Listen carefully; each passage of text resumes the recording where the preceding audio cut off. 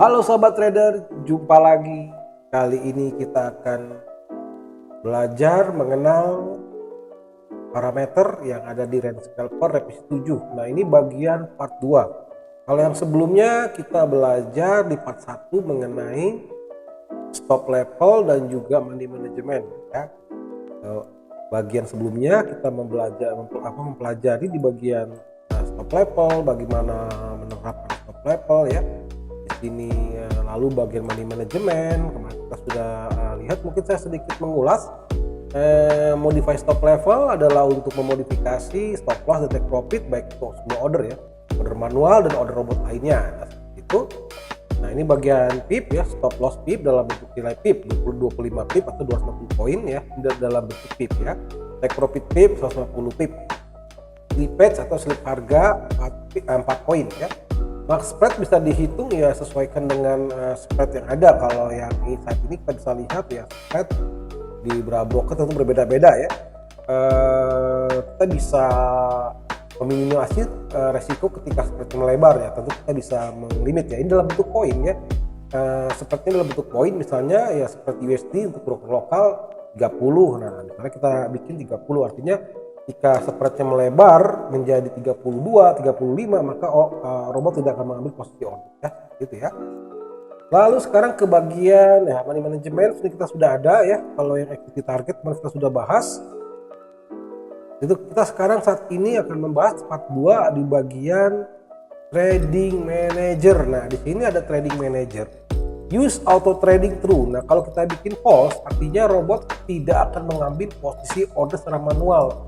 Dia hanya monitoring. Jadi kalau kita mengaktifkan tanpa membuat auto trading ya, artinya robot tidak akan mengambil posisi order baru. Jadi ketika ada signal buy, dia tidak akan mengambil posisi. Dia hanya memanage order ya. Apakah memanage dengan trailing atau mungkin dengan close signal ya. Di situ adalah kita untuk auto tradingnya atau trading secara otomatis, kita harus pastikan use auto trading sama dengan true ya. Seperti itu. Use instant order sama dengan true. Nah, kalau false artinya robot tidak akan mengambil order instan atau order market menggunakan pending ya. Di sini artinya kita akan membuat suatu batasan. Use instant order, apakah menggunakan instant order artinya langsung ada signal buy maka akan dibuka order buy, bukan buy limit atau buy stop ya, seperti itu ya. Nah, defaultnya adalah true, tergantung sobat trader ya, ingin membuat strategi apa ya, seperti itu. Karena memang masing-masing strategi memiliki karakteristiknya sendiri. Mungkin sobat trader ingin yang lebih agresif, bisa merubah strategi lain ya. Karena defaultnya menggunakan rising pip yang memang menunggu pergerakan candle yang cepat ya. Tentu masing-masing sini kita tidak membatasi pair, namun default setnya ya, default setting artinya setting standar adalah untuk Euro USD di time frame ya. Nah, dengan adanya pembelajaran ini sobat trader bisa memahami range scalper dengan lebih luas ya. Oke, misalnya sahabat trader tidak ingin menggunakan instant order ya, kita bikin true artinya pending order ya. Lalu ditanya lagi di sini defaultnya memang use OCO order, false artinya use penggunaan order cancel order, artinya kalau ada signal buy akan dibuka dua pending, buy stop, sell stop atau buy limit, sell limit, dua artinya harga di tengah-tengah ya. OCO itu adalah order cancel order, artinya ada dua pending order yang dimana ketika satu ordernya tereksekusi maka order pending lainnya akan dihapus atau di cancel ya, seperti itu, atau di delete seperti itu. Nah, misalnya baik itu signal buy baik itu signal sell ya, karena kita di sini sudah menyeting tidak menggunakan instant order maka akan menggunakan pending. Lalu ditanya lagi apakah pendingnya itu satu apa dua ya. Kalau false artinya hanya akan dibuat satu signal pending misalnya ya. Karena tidak diizinkan instant order maka dibuat pending, lalu tidak diizinkan lagi dua order maka ketika ada signal buy maka akan dibuka buy stop ya, karena tidak menggunakan order ya. Ada signal sell akan dibuka sell stop. Nah, kalau ini kita aktifkan, kalau OCO order kita aktifkan ya, OCO order kita aktifkan, ketika ada signal buy maka akan dibuka buy stop dan sell stop. Ketika tereksekusi buy-nya maka sell stop-nya akan dihapus.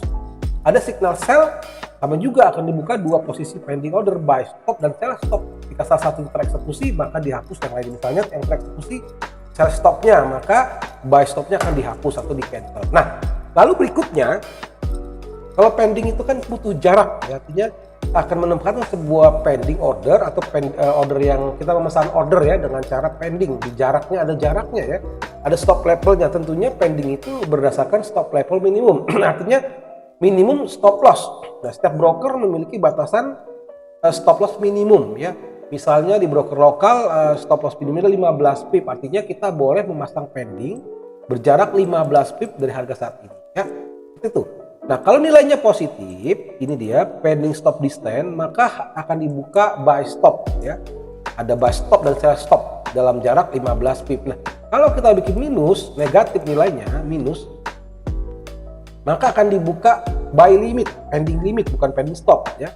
Pending limit seperti itu. Nah, apa itu pending limit?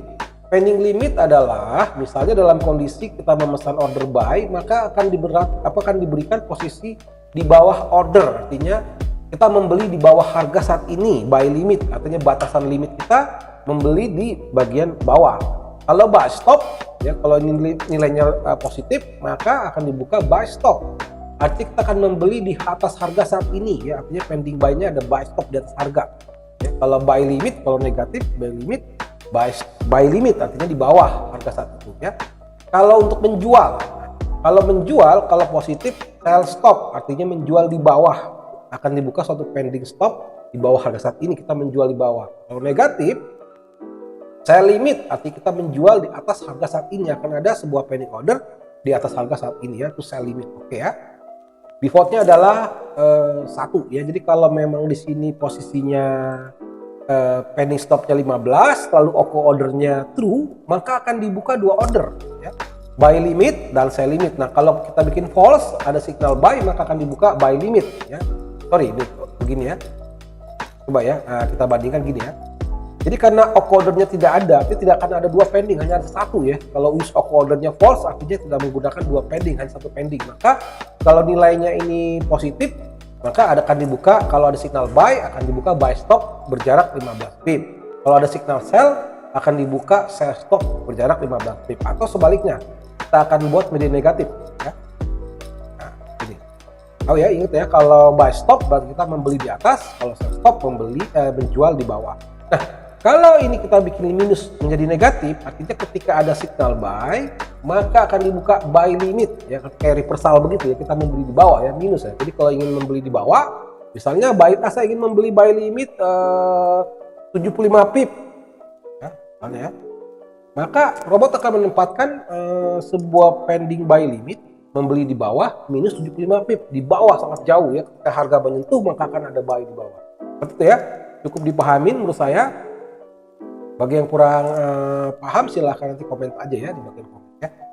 Pending expire menit. Nah, di sini akan diberikan sebuah pending kita expire berapa menit. Jadi kita akan menempatkan di dalam pending kita ada catatan di broker ya. Kita ingin menempatkan misalnya pendingnya 60 menit. Artinya 1 jam saja pending itu. Kalau nggak tereksekusi maka akan expired ya. Atau mau bikin misalnya 4 jam. Kalau 4 jam 440 menit ya. Kalau mau 1 hari berarti 1 hari 1440 ya menit 1 hari ya. Jadi ini adalah bagian menit, artinya kita bisa melimitasi expire-nya berapa menit di brokernya ya. Oke. Lalu mungkin saja kita memiliki satu strategi, misalnya kita lihat bahwa tren EURUSD adalah tren downtrend ya. Kita nggak mau ada terjebak posisi misalnya buy ya. Karena posisinya downtrend, jadi kita bisa mengontrol robot. Robot hanya boleh hanya menunggu signal kita tentukan. Misalnya kita men-setting robotnya hanya sell only order true ya. Kalau kita begitu artinya hanya ada order sell saja ya. Gitu, seperti itu artinya ya. Karena memang kita analisa secara fundamental, EURUSD misalnya sedang melemah saat ini gitu, makanya kita bikin sell only order true. Nah, bisa sebaliknya, misalnya kita akan menggunakan pair misalnya USD CAD. Nah, USD CAD atau USD JPY atau USD CHF mungkin kita melihat bahwa USD sedang menguat, kita tidak ingin ada signal sell, hanya ingin membuat satu order saja, buy only order, artinya di US yang sebagai base akan ada buy semua, jadi kita bisa mengontrol perilaku robotnya, jadi kita bisa artinya mengarahkan ya.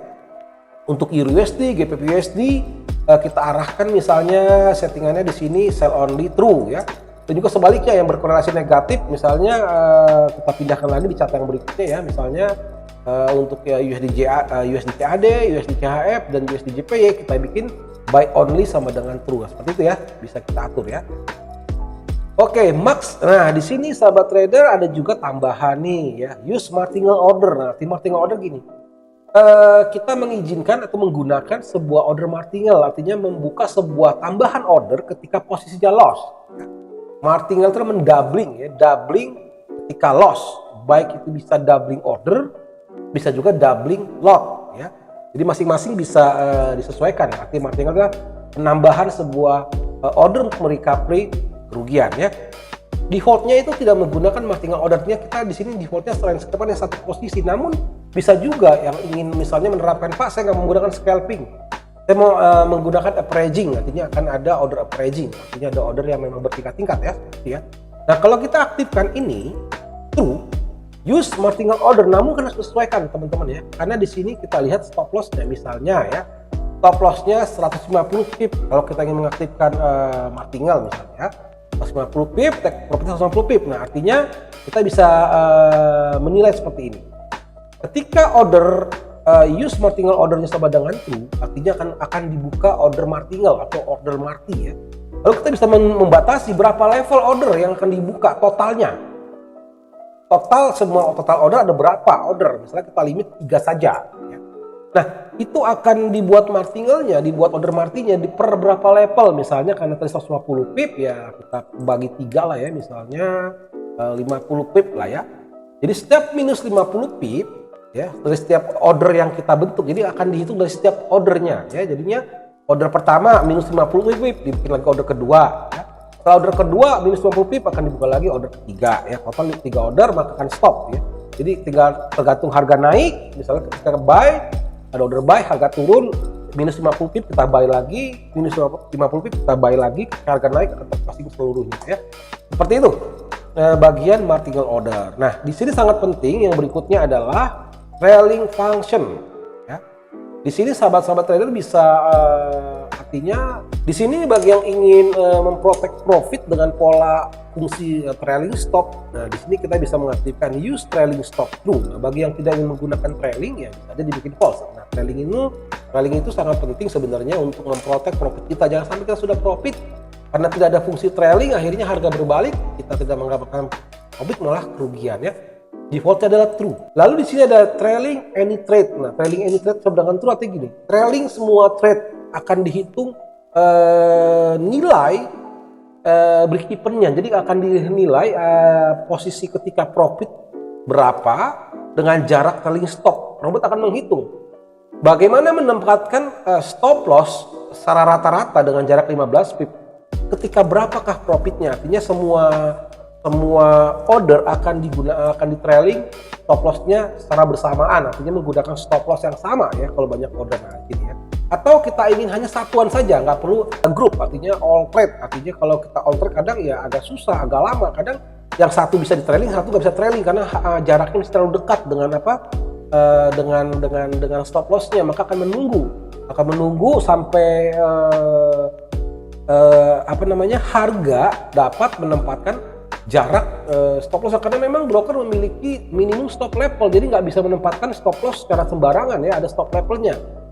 Umumnya adalah stop level ya, ini dia akan menempatkan trailing stop atau stop loss yang terbaru ya, dinamis stop loss minimum 15 pip. Nah, di sini agak sedikit susah kalau kita menggunakan use trailing any trade. Di sini kita ya itu enaknya apa? Kita bisa sekali closing seluruh order ya, karena setiap semua order bisa ada 10 order, maka akan menggunakan stop loss yang sama. Jadi ketika harga balik dan terkena stop loss-nya, maka semua order akan terclosing. Nah, ini dia tujuannya ya, trading all any trade adalah akan menempatkan stop loss yang bersamaan. Tapi kalau false, artinya dia akan men-trailing satu-satu order. Jadi setiap order akan di-trailing secara manual, artinya satu persatu, tidak lebih cepat ya. Seperti itu ya. Kita jadi artinya memiliki stop loss yang individual ya. Masing-masing memiliki stop loss yang berbeda-beda ya kalau menggunakan ya trailing any trade dengan false. Oke ya. Di defaultnya true ya. Oke ya. Nah, trailing start, apa itu trailing start? Adalah mulai men-trailing. Artinya ketika berapakah profit kita akan memindahkan stop loss. Jadi ketika di sini 35 pip, Jadi ketika profit sudah mencapai 35 pip, lalu diperintahkan di sini trailing stop. Trailing stop adalah stop loss atau stop level. Nah, tempatkanlah stop loss berjarak 15 pip dari harga saat itu ya. Maka kita akan mendapatkan, kalau kita lihat ya, ketika profit 35 dikurang stop loss 15 pip, maka yang diprotek sebenarnya adalah 20 pip kurang lebih ya. Trailing step adalah setiap perubahan 5 pip profit ya akan memindahkan stop loss. Jadi stop lossnya akan naik setiap step 5 pip ya, bisa sesuaikan ya. Oke, berikutnya adalah trailing money. Nah, di sini trailing money lebih lebih efektif dan lebih dinamis karena dia nggak menempatkan stop loss di broker, namun menggunakan sebuah objek di desktop. Artinya ketika harga menyentuh objek itu, maka akan terclosing seluruhnya ya. Ini menggunakan trailing money, artinya money, uang yang dia akan di trailing. Nah, bagaimanakah cara menghitungnya? Cara menghitung trailing money start persen, artinya mulai men-trailing atau mulai menghitung atau mulai memprotek sebuah profit ya dengan nilai money atau uang dengan persentase di sini sahabat trader. Kalau di sini nilainya 1,5%, artinya akan mulai memonitoring harga atau profit ketika sudah mencapai 1,5% profit. Nah, dari mana rumusnya? 1,5% ini ya. Trailing money start persen atau start ini 1,5% dibagi 100 dikali balance. Artinya itulah cara mudah sekali ya cara menghitungnya. Jadi artinya ketika profit sudah mencapai 1,5%, maka lindungilah ya ketika harga atau profit berkurang sebanyak trailing money loss persen ini dia ya, sudah profit 1,5%. Nah, ketika harga profit, artinya harga berbalik atau profitnya berkurang sebesar 0,5% ya. 0,5% kali balance, artinya terjadi pengurangan profit sebesar 0,5%, maka akan terclosing seluruh ordernya ya. Ini all order, artinya seluruh order bukan satuan. Artinya order yang sama ya. Order yang sama akan terclosing ya, seperti itu. Artinya di pair yang sama di semua order mau buy mau sell akan terclosing. Intinya ketika profit 1,5% dan harga berbalik lalu turun mengurangi profit 0,5%, maka akan terclosing. Nah, ya, di sini trailing money step persen adalah setiap kenaikan 1% maka akan dirubah objeknya. Jadi ketika naik 1% lagi setelah 2,5 ya akan ditempatkan objeknya lagi naik lagi ya 0,5 kurang lebih naik 0,5% ya. Betul. Jadi ketika harga sudah profit 2,5% lalu harga balik sebesar 0,5% maka akan terclosing 2% profit kita, aman ya. Itulah gambaran daripada trailing money. Jadi artinya memprotek sebuah profit menggunakan nilai pergerakan uang dalam pergerakan profit dalam nilai uangnya ya, dalam bentuk objek. Jadi artinya harus aktif robotnya ya. Kalau trailing money harus aktif. Nah, kalau trailing start ini dalam bentuk SL ada di brokernya. Meskipun mati komputernya maka akan terclosing stop level yang sudah ditempatkan. Nah, kalau use trailing pending, nah karena kita tadi menggunakan pending misalnya ya, di sini use trailing pending sama dengan true. Ya, kalau kita bikin true artinya pending stop kita akan di trailing. Ya. Dari manakah jaraknya? Nah, trailing pending tentu di sini berjarak menggunakan jarak yang ini dia. Kita balik lagi ke bagian nilai ini nih. Pending stop distance artinya robot akan selalu, misalnya kita begini sahabat saudara ya, kita ambillah pada posisi pending, misalnya ada signal buy ya. Ada signal buy, kita ingin membeli buy stop ya, anggaplah gitu ya, kita pakai pending ya, anggaplah ini pendingnya 15 ya.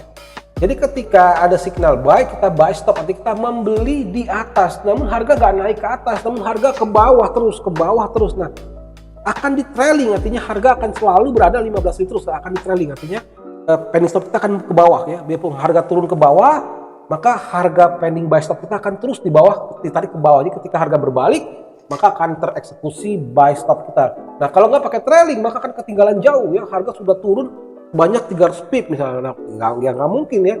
Jadi kalau adanya trailing pending, maka akan terus ditarik pending stop kita berjarak 15 pip. Nah, itu ya bagi yang menggunakan use trailing pending ya. Oke, saya rasa part 2 ini sudah cukup. Kita sudah berhasil atau memahami mengenal fungsi trading manager ya.